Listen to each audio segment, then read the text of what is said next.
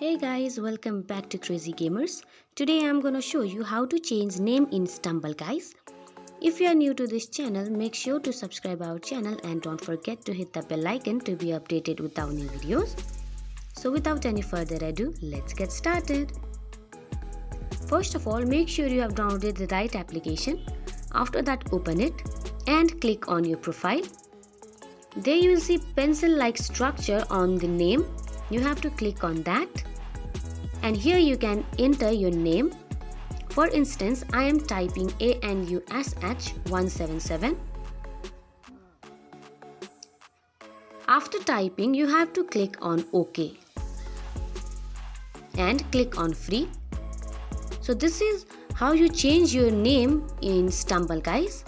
I hope you find this video helpful. If so, don't forget to give us a big thumbs up and we'll see you in next video. Till then, have a good day. Bye bye.